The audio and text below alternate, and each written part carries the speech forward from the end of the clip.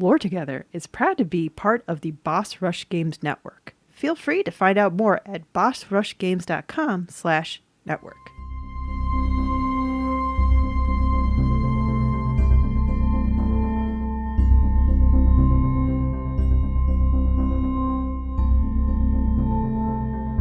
Hi, I'm Safi. And I'm Mystic. And this is Lore Together. This is the podcast where husband and wife team go over all the world building, storytelling, and characters of video games because it's what we like to do together. We lore together. Yep. And this is episode 109. 109. That is a fatal fever temperature right there. We've been in fatal range of fevers for a while now. What a weird metric to put this in. I don't know why my brain went there, but it did. But let's go to a cooler place. What do all the cool kids do now, Mystic? Oh, segue into contacting us and then patrons and stuff. You've made the segue no longer smooth.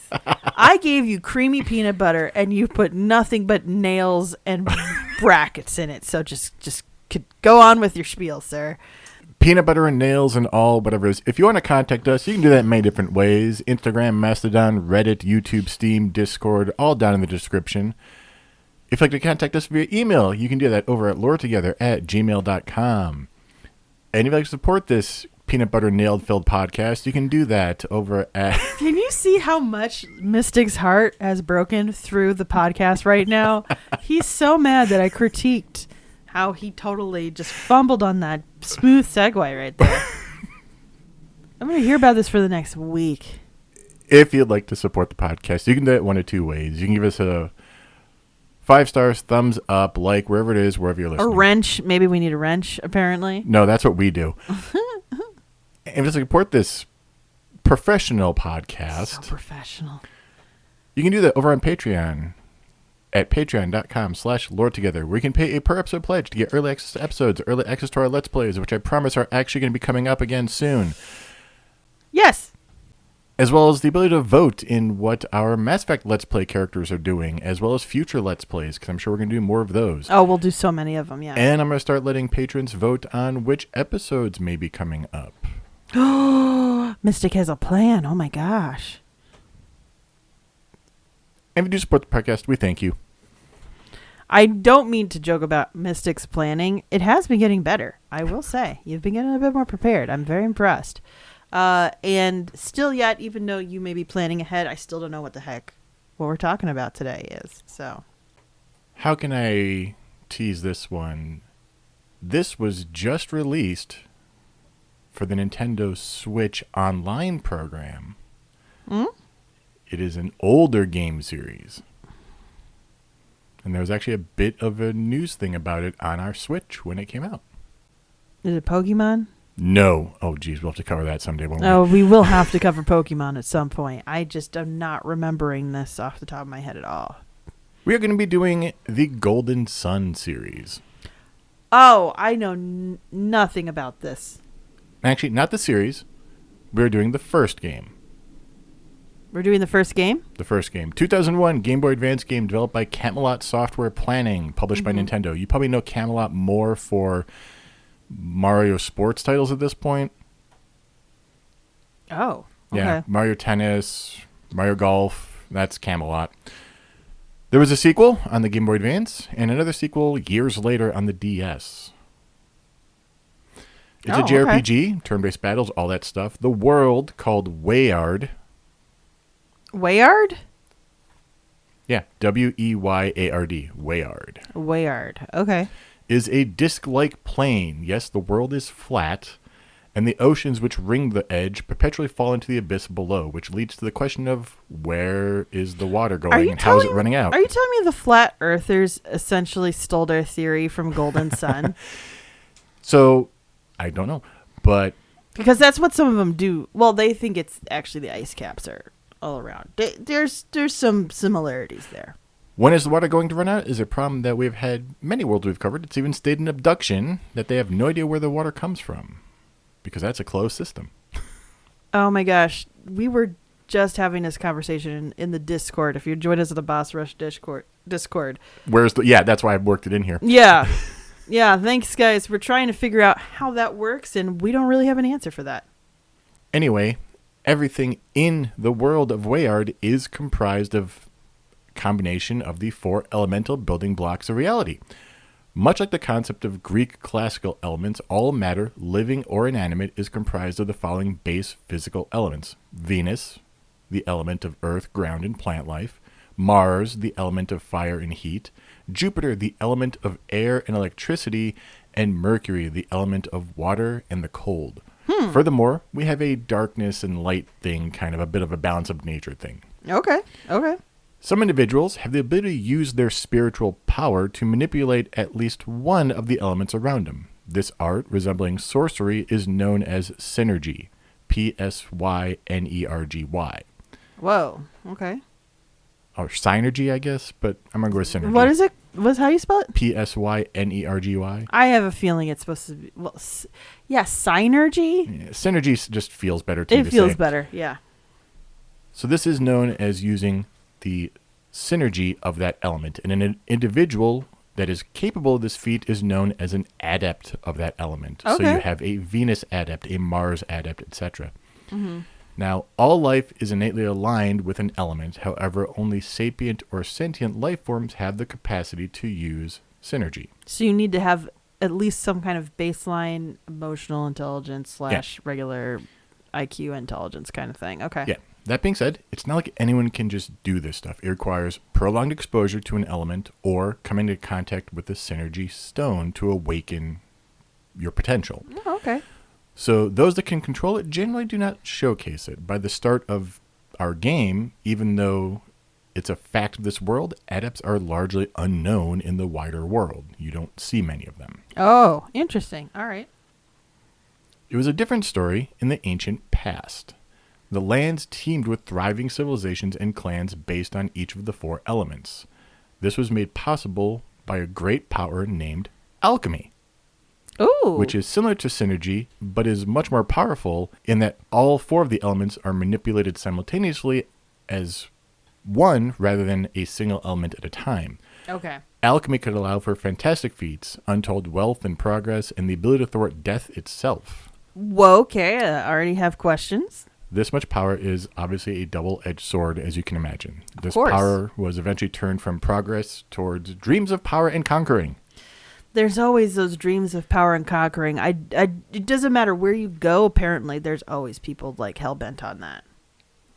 The nations abused the power of alchemy to raise powerful armies that tore the world to shreds. Ultimately, the world was saved from itself by the bravery of a few wise men. They sealed away the power of alchemy out of the reach of the warring nations, and the wars subsided as the power itself waned. The secrets to alchemy were hidden within a dungeon-like shrine named the Soul Sanctum, constructed within Mount Aleph at the western part of the north-central continent of Angara. Okay. Soon the memories of alchemy turned to legend and then vanished from public knowledge entirely, so that only the scholars even knew of its existence and could never get any closer to the power itself. Okay. In the present era, a village named Vale has been founded at the foot of Mount Aleph. And uniquely, all of its residents are adepts to varying degrees. Okay. So most towns outside of this place don't even have a single adept? Some will have maybe one, but the villagers will not know what they're doing. It's just they have weird powers or something. Yeah. Okay.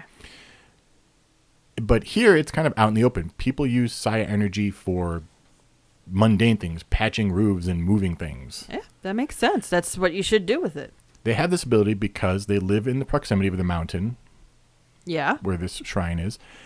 And they also have a giant chunk of psi energy stone in the middle of their courtyard. In fact, they've kind of turned it into a kind of a monument or something. Yeah. Oh, wow. Okay. Yeah. It has many laws and customs forbidding residents from showing their powers to outsiders of the village, as well as casually entering Soul Sanctum, whose true secrets none of them have ever discovered. However, 3 years ago, tragedy struck. A freak and sudden storm sprang up, causing a large boulder the size of a building to tumble down the mountain. Oh, gosh. A group of the elder adepts tried to delay it. By the way, this is all in like GBA cutscene. It's Oh, Yeah. man. this That's tough. This is all in big sprite cutscenes. Like, it's very low end compared to today. This is also a 23-year-old game now. Right. Well, I'm not going to get mad at a 23-year-old game for not looking as pretty as, say, Baldur's Gate Right. 3. So the other apps are trying to delay it. During this, we get introduced to our main protagonist, a boy named Isaac. By the way, generally you can only name Isaac. Mm-hmm. You can change his name. That's it. When you're on that screen, press select a bunch of times. You'll hear a beep. Then you can name everybody. Whoa. Holy. Did they intend for that secret to be in there and discovered, or was it just some cheat? I think for- so. Okay. It's not like you're pressing it 30 times. It's like 3 times and you're in. So Interesting. Yeah. Okay. I'm actually indebted to Josh Strife Hayes for that one. Oh, well, thanks. He did a retrospective on Golden Sun that I started watching it. I didn't want to get too deep into it, but that was one of the first things he mentioned. I was like, oh. So when I was playing it again for I played this back in the day. Yeah. When I was playing it again on our Switch, I tested it and I was like, oh, that does work. Okay. Josh Strife is pretty good overall. Do love his worst MMO search. Yeah. So Isaac is woken by his mother and told to head to the town square for safety. His mother runs off with his father Kyle to help evacuate other people. Mm-hmm. As Isaac is leaving, we are hilariously blocked at every wrong path. Oh, man. The game has one path it wants us to take. If you go on the wrong path, a boulder just kind of comes out of nowhere No. Oh, and my gosh. blocks. Doesn't hit you, but it blocks you from moving down like a staircase or something. Oh, man. So on our path, we will meet up with Isaac's friend Garrett, and they both head over there as best they can, dodging boulders as they go. Mm-hmm. While navigating the way, they run across a bunch of people, Isaac's mother and father, their friend Jenna, her parents, all trying to help her little brother Felix, who is stuck in the river. He's basically holding on to a pylon, like being swept downriver almost. Oh, wow. None of them have any synergy left after helping everyone else to get a rope to him. Oh. So Jenna joins our duo to go get help. Upon arriving back with help, the adepts holding the boulder at bay run out of energy, and the boulder crashes down upon the village, smashing right into the dock where Isaac's father, Kyle, Jenna's parents, and her brother are, Oh. all vanishing under the crushing boulder. Oh, no. Oh, no. Tragedy very early on. In shock, Isaac kind of wanders off, with Garrett following behind to catch up. Mm-hmm. Isaac overhears 2 mysterious people, a mysterious man and a mysterious woman, discussing the soul sanctum and how they triggered some trap inside which caused the storm. Mm-hmm.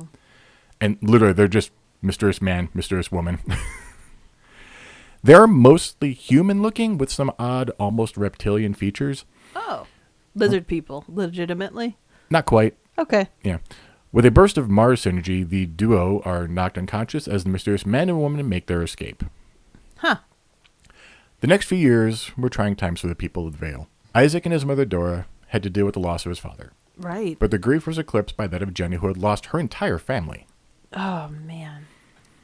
Both Garrett and Isaac regretted that they were unable to save the village and strived to get stronger in their abilities, practicing with synergy and stuff, because they were too young at the time. to Yeah, they really- couldn't help. yeah. So, yeah. Through training, Isaac, Garrett, and Jenna all became pretty good friends. Mm-hmm. They have also become friends with an elderly scholar in Vale named Creighton. Creighton. Okay. He's always had great interest in the Soul Sanctum, and he and the young trio plan to sneak in there, as Creighton claims it will help with their goals of being better adepts. All right, I got red flag vibes here, but okay. By coincidence, the very day they planned to do this was the same day a few outsiders visit Vale. Interesting. On their way to Creighton's cottage, the young adepts happened upon 2 of the strange visitors, whom we recognize as the 2 who attacked them 3 years prior, though of course Isaac and Garrett don't have memories of the attack, suffering some amnesia. Interesting. But so Jenna does, though. No, Jenna was not there when they attacked them. Okay, Jenna's not there. Okay. They introduce themselves as Soturos and Menardi, and they have a brief but tense discussion, but decide to let our heroes go without incident this time. When our heroes tell Creighton he's troubled, Soturos and Menardi had approached him and attempted to glean whatever information he had on the Sanctum, and they had spoken as though they had seen the Sanctum, which is clearly just impossible. Nobody's been there. Our heroes conclude the strangers are thieves who have come to rob the Sanctum. However, rather than report them to the elders, Which would be the wise thing to do, of course, in this case. Kraden believes it's a better idea to head into the Soul Sanctum as they had planned and confirm whether the strange Mars adepts are telling the truth about the Sanctum before they go public. I do not trust Kratom. The plan decided, Kraden and the three young adepts I love how sneak Mystic into- just glossed over that comment. It was like, I don't trust Kratom. It was like, and moving on. The plan decided, Kraden and the three young adepts sneak into the Soul Sanctum. They eventually make their way deeper into the Sanctum than anyone in Vale thought possible, and soon find that Soteros and Minardi were in fact telling the truth, but also that they did intend to rob the Sanctum. However, once again, Kraden pushes them onward. They are so close to where a secret is kept in the Sanctum. We just have to keep going. Right. After disarming and making their way past a trap that seemingly would have caused a cataclysm had they triggered it, Interesting. they make an amazing discovery, the Elemental Star Chamber, wherein stand 4 colored jewels that Kraden had thought to be legend. Scholars like Kraden, of course, knew the legends of alchemy, which said that these 4 jewels, each of which is the purified essence of one of the 4 elements, are keys to a vessel that embodied alchemy called the Stone of Sages. Kraden has Isaac and Garrett collect the stars for him to study. Okay, Now, I'm not comfortable with this. as you might be able to guess, our group of heroes were followed into the Sanctum. Soteros and Minardi sneak in and take both Jenna and Kraden hostage and demand the elemental stars in exchange for their safety. At this point, they have gathered 3 of them. When Kraden asks what guarantee they have of that, Minardi obliged by showing them 2 additional companions they have. A powerful Mercury adept named Alex, and to everyone's complete surprise, Felix, revealed to have survived the boulder after all. Oh, wow. Soteros and Minardi explained that the 2 of them were present in Vale, which we know, but they saved Felix from death. Felix has since accompanied them on their mission, effectively betraying his hometown. Wow. However, knowing Felix would never allow harm to come to his own sister, Isaac and Garrett hand over the 3 elemental stars they had collected. Isaac and Garrett then go and fetch the final Mars star. When the final star is removed from its pedestal, So I have this vision where it's all Indiana Jones style almost. kind of, stuff goes a little off kilter. The formerly dormant volcano Oh, great. Yeah. Yeah, there's no way that this wasn't already. Oh, man. instantly begins to erupt as if the lava was held back by the elemental stars. With Isaac, Garrett, and the Mars star in peril, Soteros' group realizes that the Mars star is now out of their reach, Right. and they are forced to leave. Against Felix's wishes, they take Jenna and Kraden captive as they flee, reasoning that if Isaac and Garrett make it out alive, the boys would pursue Soteros' group to save their friends and have the Mars star with them. Oh, we're just motivation. No big deal. That's all right. Back in the chamber, Isaac and Garrett are faced with a guardian called the Wise One, who explains that the elemental stars could be used to light the elemental beacons atop 4 towering structures situated across the world called the elemental lighthouses. And if all 4 are lit, the power of alchemy would be back into the world. A power which the Wise One describes as dangerous, which makes sense, as it says the power would be abused by the people of Wayard. Oh, no. Okay. Isaac is convinced. Also, I want to point out, so a lot of my research for this game, there's a bunch of fan stuff, a bunch of fan wikis, bunch of discussions. All the wikis only attribute every choice to Isaac, Oh, really? and that felt weird to me. Like, I know, you are the player character, you are making the choices. People kind of kowtow to your choices, but it feels weird. You're a party. Right, exactly. So- It's not just one person. It's one thing to have someone who speaks for the group, Yeah. but it's another thing entirely to say that the group is only essentially following this charismatic leader Right. rather than actually working and deciding things together.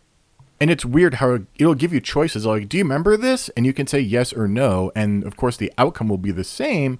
But people are like, oh, your memory's just shot today. And like, Then what was the point of that? Yeah. There was no reason to have a choice unless there was some other thing that changes the ending, because if it's the amnesia and then suddenly the amnesia is actually part of some Oh, no, the plot amnesia thing. was just at one point.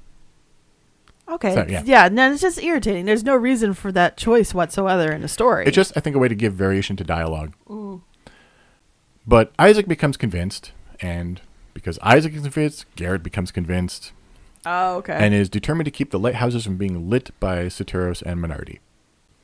The Wise One imbues the Mars Star they have with a mysterious power, and then teleports them both back outside to safety, and uses its own godlike power to prevent the flow of Mount Aleph's lava from descending toward Vale. So Vale is safe. Oh, gosh. Yeah, Vale's been through enough at this point. Isaac and Garrett return to Vale and explain everything that transpired, and they decide to set out to stop Soteros and Minardi from activating the lighthouses. After spending one last night with their families, Isaac and Garrett embark on their quest. Good luck to them. Isaac and Garrett's journey across the world is going to be made pretty difficult. Not only do they have these crazy Mars adepts they're chasing, but the eruption of Mount Aleph propelled a massive stockpile of synergy stones up into the atmosphere from which they rain down all over the world. This will obviously give people who had no idea this was even a thing newfound crazy powers they are not prepared for. Yeah, that definitely sounds like the beginning of an epic anime story right there, for sure. But also, synergy stones just in the wilderness will also drive non-sapient wildlife crazy, as they don't have the intelligence to handle the burden. Oh, that's no good. So that sounds like that's a lot of random encounters. Yeah, I mean, honestly, it's a way to give all the creatures just magic powers and stuff. Yeah. There was a crystal here. Here, have a agitated platypus, like something. Platypus would be funny. I remember there were sentient mushrooms in this, but that's true of every RPG, it feels. You can't call it an RPG if there's not at least one sentient mushroom. That's just a given. You need your little myconids. They're just so cute. Also released by the eruption, however, are small sapient elementals named Jinn. Jinn, so is this like the DJINN? Yes. Okay, so kind of like, what genies are derived from. And they are all based off the four elements. But they go into hiding. They're generally friendly creatures. We'd have to fight a few of them, but when they are found by Isaac and Garrett, they will agree to join them in their quest. This will have some effects, like bolstering the synergy abilities of whichever adept they are bound to, which will then cause that adept's ability in battle to increase over the course of the journey. It's kind of like a pseudo level up system on top of the normal level up. It's a skill boost, basically. Okay. So we have elemental adepts. We have 4 basic elements. A quest to prevent the lighting of the 4 lighthouses, which will obviously get complicated. Right. We've played Skies of Arcadia. Oh, of course. Yeah, I already have an idea of how this is going to look and go. We have to save Jenna and Creighton. And what's up with Felix being alive? Yeah, why aren't we talking about that? Soteros and Minardi claimed to have saved him, but there must be more to that. That's not the only reason he would help this. Right. There's something they must have told him, too. Along the way east, across Upper Angara, Isaac and Garrett pass through a town vault and are eventually joined by a young Jupiter adept named Ivan. Ivan is the servant to a wealthy merchant named Hammett, who is also the lord of the southern kingdom of Calais. Okay. Hammett also has an object of some importance. We'll figure this out later. It looks just like an ordinary wooden rod. Okay. When Hammett is captured by thieves in northern Lumpa, Ivan was unable to do anything about it. Ivan, in turn, decides to accompany Isaac on his quest, thinking with his ability to read minds, he can help on the quest to prevent the coming catastrophe and maybe figure out something to help Hammett. Right. The new trio of adepts proceeds through the Goma mountain range by going through the Goma cave and arriving at Bilibin on the other side. Bilibin. Bilibin just sounds like a strange storage facility name. It's Bilibin. Bilibin. Bilibin. Okay.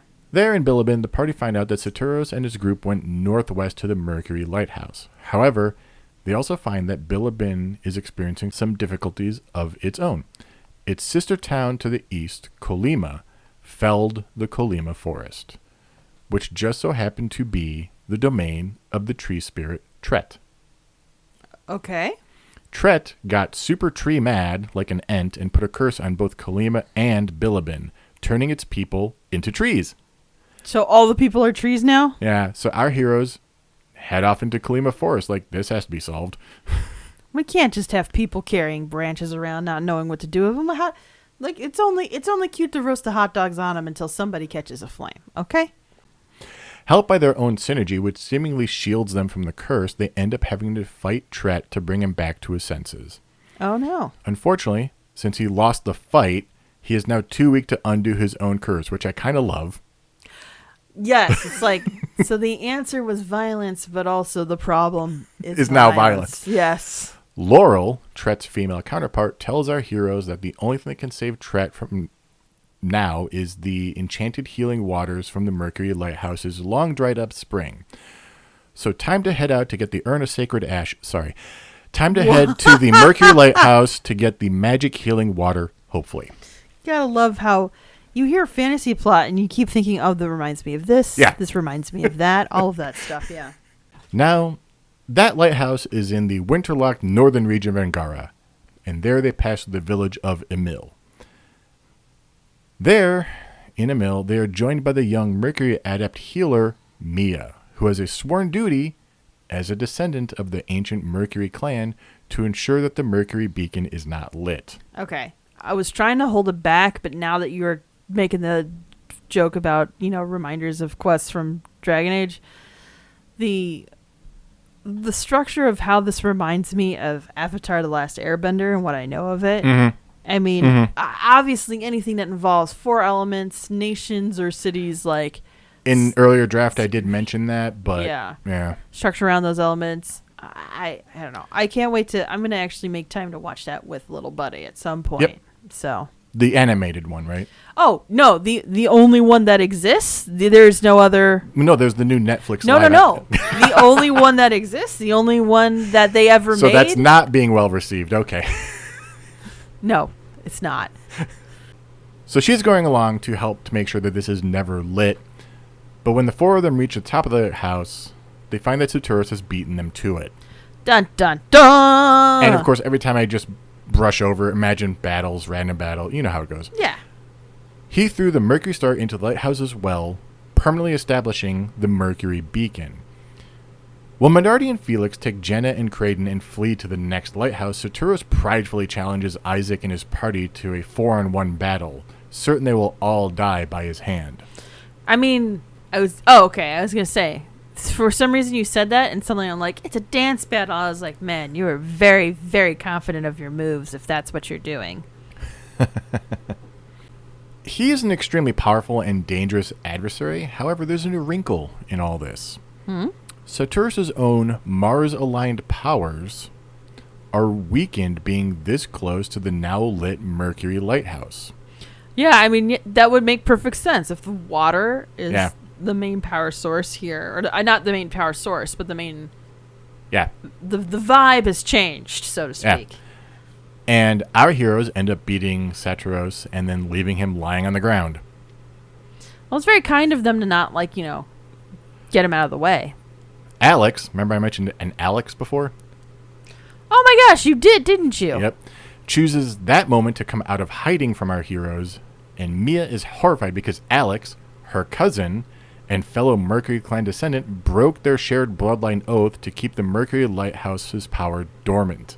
Dun dun dun! Alex simply expresses his admiration for the power bound within each lighthouse. Seeing that Isaac still has the Mars star, Alex uses an advanced warping technique to flee the lighthouse along with Saturos. Very convenient. A distraught Mia resolves to join Isaac's group in full to travel with them and beat Saturos and Alex at the next lighthouse. There is one good thing here. They grab a bottle of the Mercury Lighthouse's now flowing water and take it with them as they return to Kalima Forest and pour the water into Tret, saving his life, and then he ends the curse on Bilibin. Interesting, okay. That finished, the party heads off after Saturos again. That quest, to find Saturos, Minardi, Felix, and Alex, and rescue Jenna and Creighton, will take them through the entire continent. Yeah, that sounds about right. After Isaac receives training from a monk master Nyumpa at the pilgrimage site Fuchin Temple, they pass through the oriental village of Xi'an, located at the eastern end of the trade caravan route, the Silk Road, which connects all the way back to Calais at the southwestern end of Angara. So they're on the Silk Road, and to impede our heroes, Saturos' group caused a landslide to block the road. Oh. Isaac's group is forced to find an alternate route through the mines in Alton Peak and solve the flooding problems of the mining town of Alton in the process. Then, while stopping by the Lama Temple, along the road they meet the Oracle Hama, who unlocks within Ivan a special Jupiter adept power of perception and strangely talks to Ivan like she knows him. Oh. But he has no clue why. This power helps our heroes proceed west through the scorchingly hot Lamakan desert, and they finally reach Calais, Ivan's hometown. Yay. While Isaac and Ivan are in meeting with Lady Lyanna, Hammet's wife and regent of Calais in his absence, they discuss what to do concerning Hammet's captivity in Lunpa. Taking note of Ivan's allies, Lyanna tells them that it was prophesied that Ivan would go on a journey with warriors from Vale 3 years after a strange thunderstorm struck Mount Aleph. This prophecy came from a Jupiter adept that Hammet encountered many years ago at the southwest end of the world. That nameless adept instructed Hammet to take in the baby Ivan and raise him as his own. He also gave Hammet a shaman's rod, saying it would be an important object for Ivan's quest, and told Hammet to use the shaman's rod to find a different object. The reason Hammet and Ivan originally went north to Vault right before the eruption was because he was pursuing a lead concerning this object. Ivan is dismayed over this bomb drop. Oh, okay. Lyanna urges him to see his quest with Isaac's party to its completion and leave the situation with Hammet to Calais. Oh. Fair enough. Leave it to the guard. We'll take care of it. Isaac and Garrett also travel north to briefly reunite with their families at Vale. It's not that far. Oh, nice. Isaac and his friends try to make their way to the continent southwest of Angara called Gondwana, where the Venus Lighthouse is. I've gone to one party or two. Boo. As another landslide has blocked them from taking the land passage to Gondwana, they will be forced to take a ferry across the monster-infested Karagal Sea. Who didn't see that coming? To that end, they head to Tolby on the edge of the sea, and this is actually the most populous town in the whole world. Okay. As with everywhere else, though, there is an oddity happening here that requires their attention. Well, there's magic crystals falling from the sky, prophecies being come to realization. There's no way there wasn't anything weird happening here. The Colosso tournament started earlier than usual, but also notably without the ruler of the town, Bobby, present. B-A-B-I. Okay, I was gonna... Babby? I want to say Bobby. I think it's I would say Bobby, but of course, I don't have the voice to do the King of the Hill joke that I want to right now. That's hence the pause. Fair. Yeah. You're gonna have that in your head for a lot because the whole Bobby time. is gonna be a main character for a little bit here. The party ends up saving Bobby from the nearby Altmiller Cave, and Bobby enters Isaac in the tournament, which, thanks to his synergy powers, he performs brilliantly. Nice. In her later meeting with Bobby, Isaac learns that Bobby is really old, 150 years old to be exact, because he has been drinking a life-extending draft that he received when he went to Lemuria. Oh. A hidden society out in the world's great eastern sea. There's always a hidden society. This is very Skies of Arcadia once again. Lemuria is likely the last advanced civilization, but we won't touch on them much in this game. Anyway, Bobby's draft has been running out. His extended life will soon end, so he has been pursuing several means to find out more about alchemy and its life-extending secrets. For example, Bobby is the one who sent Creighton, his favorite scholar and originally from Tolby, to Vale years ago so that he could study the Soul Sanctum. Yeah, that's what I thought. Bobby also started construction of a tower named, perhaps a little egotistically, the Bobby Lighthouse. Placed it at the easternmost end of Upper Gondwana, which is the point closest to Lemuria's theorized location in the ocean. Okay. I'm not necessarily mad about naming the lighthouse after you. That's a fair instinct there. Now, you may be wondering, if Bobby had been there, why doesn't he know where to go back? Two reasons. First, Lemuria is hidden within a foggy labyrinth of stone crags flanked with whirlpools. Oh, wow. Second, he didn't have to deal with all that, as a freak storm called the Great Flood forced everyone to leave the area, and he was washed east with the waves right over the labyrinth. Whoa. All ships he has sent into the labyrinth to retrieve Mordraft have been unable to keep a straight course and have ended up sailing right back out. Think Lost Woods in Legend of Zelda, Dark Rift in Skies of Arcadia. Exactly the same thing. You have to know exactly where you're going or else you're SOL. The Bobby Lighthouse is meant to be, well, a lighthouse, a bright light on the top. It's... I mean, yes, we can all imagine that, right? Yeah, but all the other lighthouses I've mentioned have been weirdly mystical beacons used to some alchemical craziness. Okay, that's more of like a metaphorical lighthouse, the light of power, the illuminating knowledge. But so I figured to it was speak. worth mentioning that this is just an actual lighthouse. Yeah, this is just a plain old white lighthouse, the kind that you see when you go to your grandmother's vacation home on the shower curtain. Better to navigate the fog with a visible beacon. However, even that isn't enough. Only a Lemurian ship, like what Bobby used to sail out of Lemuria, is sturdy enough to survive the attempt. And it can only be commandeered by synergy-wielding adepts, which Bobby isn't.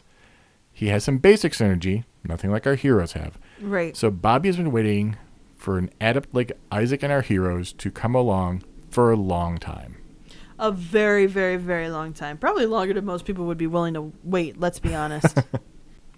Bobby is also, despite the joke about the name earlier, an imposing figure. Not at all like Hammett and other leaders we've met at this point, and leaves the party with little choice but to agree with his proposal that after they finish their business at the Venus Lighthouse, they will use the Lemurian ship to go on another quest to reach Lemuria and retrieve Mordraft. Okay. Bobby has his chief minister, Eodam, accompany the party southeast through the Suhala Desert to the town between the Venus Lighthouse and the half-complete Bobby Lighthouse, Lalivero. Mm-hmm. However, the townspeople are distressed because, of course, they are. How casually you read that. It's, we don't do a lot of JRPGs, but it is such a trope of JRPGs, especially of this era. Yes. You can't just go to a town and things are fine. Or I feel like... if they are fine, you will have to spend the night with no choice but to spend the night, and then things will not be fine. Yeah, you've got to... Yeah. You think things are fine? Just wait. Whereas I feel like in a Western RPG, things in the town are fine, but the people in the town are not. It's a very different focus. Dragon Age would beg to differ. Well, I mean, think about some of the other towns that we visit there. I know for Origins it's a little different because Ostagar is in disarray, and yeah, because Kirkwall was a great place. We technically didn't with the Dalish. We only saw one caravan, one group. That's true. It's kind of like referencing Star Trek. All this crazy stuff happens. Well, that's only one time per week. What happens the rest of the days? It's probably boring. Yeah, and like when you go to, let's see, Kirkwall. Kirkwall is just a place where weird stuff actually happens, and if you get into the lore, there's some insinuation that it's actually built on top of something really nefarious, but we just aren't sure exactly what. I sent an episode because I have no idea what you're talking about. I have to go back. This is from years ago. I'm reading this. And then in Inquisition, you technically have the Civil War going on in Orlais, but then you go to Ferelden and it's just like, well, there's demons again, and we're kind of tired of this. We would like to be able to live normal lives again. All right. So, well, anyway. Sorry, but that is to say, like in Western RPGs, you can go to a city where things are happening, but it's not like the whole city is it's not the whole city's in disarray. Whereas in a JRPG, the whole city's under attack, or the whole city's about to sink, or the whole city's about to have blah, blah, blah, or the blah. whole city is caught up in the drama of one person. Or even in other RPGs that technically aren't a traditional JRPG, but have a lot of the same tropes. Legend of Zelda, Breath of the Wild, and Tears of the Kingdom follow that same trope. It's true. Completely. Well, anyway, the people in Lalivero are distressed because Saturos' group passed through Lalivero with an additional captive as part of their party, a Laliveran girl named Sheba. Uh-oh. Sheba is revered by the townspeople due to her apparent origins. As a baby, she allegedly fell from the sky as a shooting star, creating a crater as she landed in some ruins with no injuries. She's Superman? The townsfolk will also say she has some unusual powers. Luckily, there is a secret path to the Venus Lighthouse, and Isaac and the party pledge to the townspeople that they will go and put a stop to Cerberus' goal and liberate all his hostages. Isaac's party explores and fights their way through the interior of the Venus Lighthouse to reach the top just in time to catch a falling out between Felix and Cerberus. Felix is angry that Cerberus has taken yet another previously uninvolved person captive, referring to Sheba, and defiantly announces that he will bring Sheba down to the base of the lighthouse and to safety. When Isaac's party intervenes, Cerberus reveals that they need the shaman's rod because it somehow is needed to reach and light the Jupiter lighthouse in the future. Cerberus tricks Isaac and Ivan into handing over the shaman's rod. They're under the impression that they are exchanging it for Sheba, but then he does the villain thing and reveals that Sheba is staying because she is in fact a Jupiter adept, hence the weird powers the townsfolk talked about. Oh, okay. Cerberus needs a Jupiter adept to gain access to the lighthouse as well. So they took his word in good faith, which, funny that they decided to do. Why did you think he was going to do that? I don't know. Now, for a thing I can't explain, Cerberus has Felix keep the rod as a test of loyalty. If it's something that important... That sounds like a bad play by a narcissist who's under pressure. Okay, that's true. Yeah. Proclaiming our heroes have meddled in their affairs long enough, Cerberus and Minardi engage Isaac's party with the intent to kill this time. But despite not being handicapped like Cerberus was at the Mercury Lighthouse, our heroes manage to win and render the duo unable to even stand. Nice. Again, no death, but, beating them towards oblivion. Okay. Isaac then attempts to invite Felix to leave Cerberus' party, believing that his former friend had no choice but to submit to his will ever since Cerberus saved his life 3 years ago. They are all horrified when Felix declares that it's his intention to continue lighting the beacons, even as Cerberus and Minardi are taken out, forcing Isaac's side to declare him their enemy. Oh, no. Oh, Felix, come on. Then, the still prone Cerberus tosses the Venus star into the well, starting the process that irrevocably establishes the Venus beacon. Oh. The energy that begins to flow out of the Venus lighthouse recharges the evil pair's bodies and their synergy as well. Then Cerberus and Minardi do something quite twisted. They merge both their bodies and transform into a massive two-headed dragon with insane power. Oh, wow. Should have seen that coming. There were so many clues, Mystic. All of the clues. How did you not know the classic two evil guys merge into one two-headed dragon trick? Our heroes have no choice but to fight, but through tactics and a bit of luck, they will slay the beast. Cerberus and Minardi then fall to their shared demise. All of a sudden, the Venus lighthouse shakes with a violent earthquake as part of the transition to the Venus beacon, causing Sheba to lose her footing and fall off the tower. And Felix, already beside himself that she was unwittingly dragged into this, jumps off the tower after her. Oh. As the quaking subsides and our heroes are left dumbstruck, believing the two of them fell to their deaths. Coming to their senses, they quickly resolve to leave the lighthouse and search for Jenna, but cannot find her, nor do they find Sheba or Felix. So not even any proof. Okay. When they return to Lalivero to convene with its populace and Eodym, they learn that the witnesses saw Sheba and Felix surviving their fall into the ocean and how the ocean seemed to intentionally rise up to catch them. The people of Lalivero attribute this to be another instance of Sheba's miracles. Interesting. Okay. Our heroes, knowing that Felix and Sheba are alive and are probably with Jenna, resolve to find them, while also pursuing their other objective to discover Lemuria and find life-extending draft for Bobby before it's too late. Oh, that's right. We still have this fetch quest for Bobby. To that end, Eodym presents them with the Lemurian ship that Bobby used, and also gives Isaac the ship's corresponding black orb that is needed to command the ship. They get on the ship, setting off to find Jenna and all those other quests, and then roll credits. End of the game. I'm sorry, what? Okay, so that is where the game ends, and it really comes out of nowhere. It literally ends on a cliffhanger, and here's why. Golden Sun was originally supposed to be one game. Okay. But due to time constraints and the limitations of the media that that the game was on, they split it into 2 games. So Okay. the story is going to continue next episode with Golden Sun 2: The Lost Age. Oh. But maybe not in the way you think.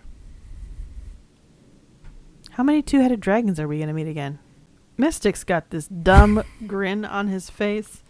Is this going to be like when J.J. Abrams started the sequels for Star Wars and then they gave it to a new director? No. The storyline is a full storyline. We're not going to, whatever. No, and not to knock. Rian Johnson. Yeah. No. Definitely not to knock him. Because we all know who I have beef with. Mystery Box, J.J. Abrams. Oh, don't we've talked about this before, but in fact, I liked when they gave the 3rd movie back to J.J. Abrams. That is why I did not watch it. We did see it, guys. Oh, sorry. No, I was thinking Star Trek. Sorry. No, you were thinking Star Trek, which I think That one wasn't directed by J.J. Abrams. He did the first 2. Exactly. He. Never mind. Anyway, There's a whole theory about So- why that worked the way it did. Anyway, moving on. next episode, we will do the sequel. Oh my gosh, it's been a while since we've done a 2-parter. How's it feel, Mystic? I mean, it's one of the reasons I'm going to start asking our patrons what they want us to cover. I have the time to actually,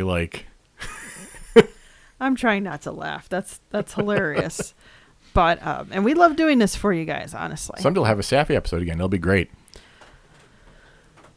So, quick update. I am in chapter 49 out of 80 chapters of the story I'm writing.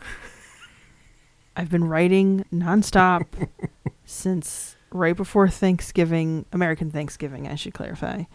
And I've written at least 1 paragraph every day since then. Some days for hours at a time if I can get it. And I cannot guarantee when I will be giving Mystic a break. Because this muse is still assaulting me on a daily basis. It's borderline abusive. But it will happen in the future, believe me. I know. So next time, Golden Sun 2. Electric Boogaloo? No, Lost Age. Lost Age Boogaloo? Sorry. Anyway, thank you guys for listening. Oh, don't forget, the Thursday after this releases to the public, we will do the first hour of Golden Sun. Yes.